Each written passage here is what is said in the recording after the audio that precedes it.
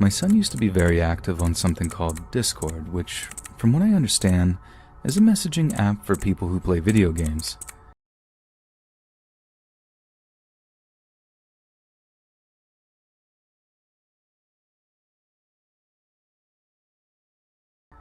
It allowed him to talk to people from all over the world that played the same games as him. So at some point, he broke the news to us that he'd been talking to a girl over in the UK named Lori. She and he had become friends, playing some sort of pirate game, playing together most days and talking pretty much all the time when they weren't at their computers.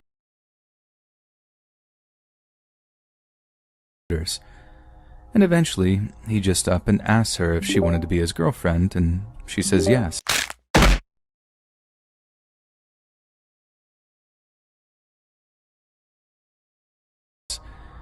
It was definitely a new concept for someone like me who grew up at a time when cell phones weren't even a thing, but I understand that we live in the digital age where new methods of dating are coming to the fore, so I just tried to be happy for him, as any mom should when their kid gets their first girlfriend or boyfriend, plus with an entire ocean between them. It's not like I have to worry about them getting accidentally pregnant or something. However, one Sunday afternoon, my son emerges from his boy cave for what seemed like the first time in days, walks into the TV room where me and my husband are sat, and with a very concerned look on his face. We asked him what the matter was, and he just kind of shrugs, tells us everything is cool, and then just kind of wanders out again. So as you can imagine, me and my husband give each other a look as if to be like, what was that about? My husband gets up, follows our son into the living room before gently prodding him about anything that might be bothering him. From what he told me, our kid was just doing that typical boyish thing of pretending that everything was fine, but in a way that tells us that he's obviously upset about something. My husband then told me he asked after Lori, with our son responding in almost a visceral way of like, why are you always in my business, blah blah blah. He'd obviously touched on a sore subject, so our general conclusion was that he and Lori had broken up and he just didn't want to talk about it. We weren't about to press him on it, so we kind of just left him to it to get over and move on to someone new. But over the next month or so, our son seemed to get increasingly depressed. He'd spend more and more time up in his room, only ever coming out to go to school or eat dinner and then just retreating back to his little boy cave. Like I said, we figured this was because he'd split up with his internet girlfriend, but one time my husband was walking past his room and blatantly heard him talking to someone via his little voice chat Discord thing, addressing them as Babe and, at one point, Lori.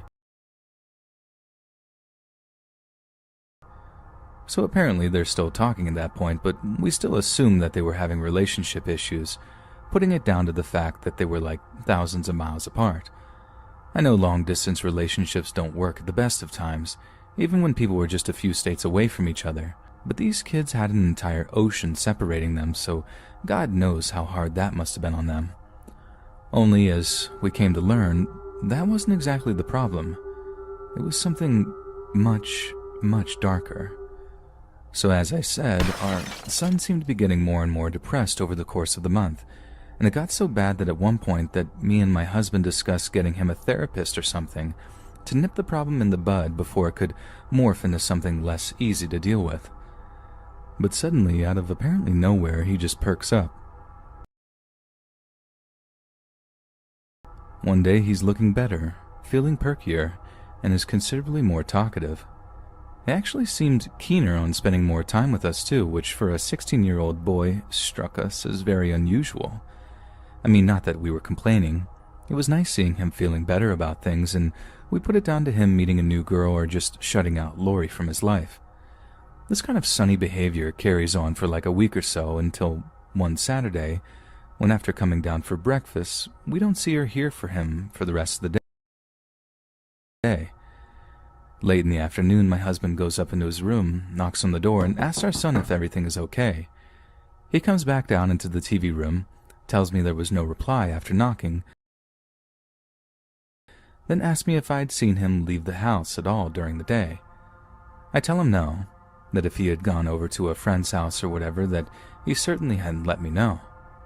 Then my husband just kind of shrugs, tells me he has a headache, then walks off to the downstairs bathroom to get an aspirin from the medicine cabinet. Next thing I know, I can hear him springing down the hallway and up the stairs, his feet like boom, boom, boom as he rushed up to our son's room. I'm super confused, like what's going on, before walking out into the hallway.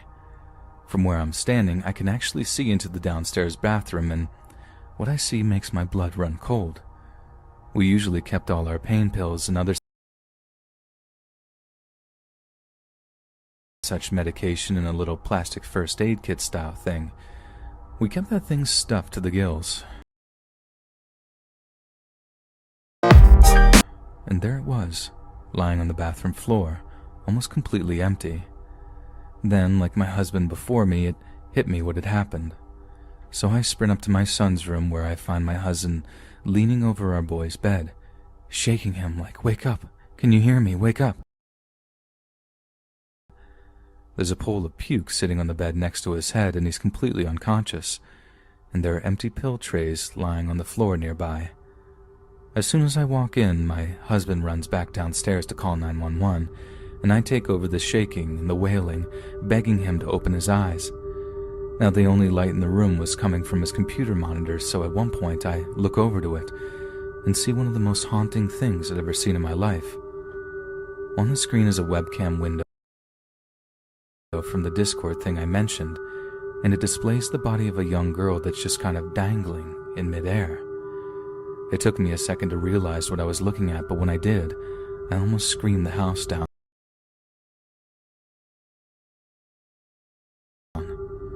She was hanging from something. I tried not to look, I really did. I just tried to focus on my boy as his dad ran back upstairs with emergency services on his cell. I should have told him not to look, but I was just distraught. I could barely speak as he walks back into the room and starts describing our son's condition to the dispatcher on the other end of the line. He's frantically talking away when he does pretty much the same thing as me, turns around to see the webcam window open and the girl's body hanging on the screen. He just froze and stops talking, long enough for me to be able to hear the dispatcher say, "Sir, are you there, sir?"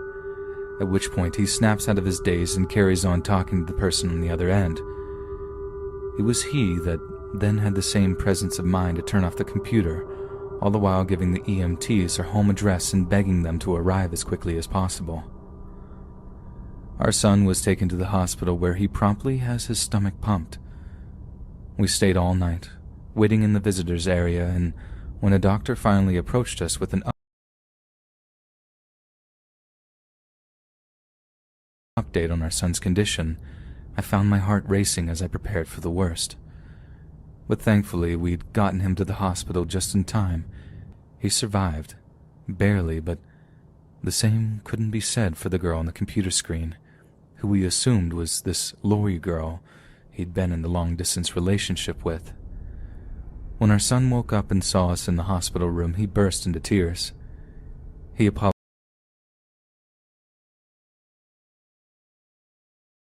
apologized over and over again, and we all just cried it out together. He then proceeded to spill his guts to us about what had happened, and I honestly couldn't believe my ears. It turned out that they'd formed a kind of pact together just the week before, right around the same time he seemed to have perked up and gotten out of the funk he was in. Apparently, that was what did it.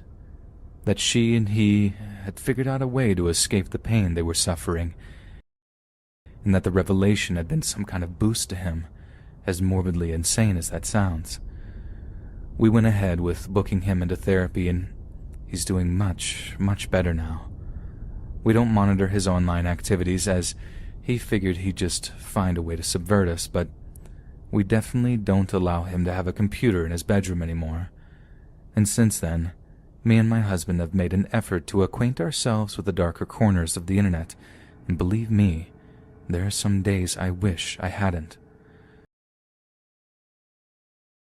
Because my God, are there some horrendous things out there, things I wish I'd never seen, and that I'll never be able to get out of my head.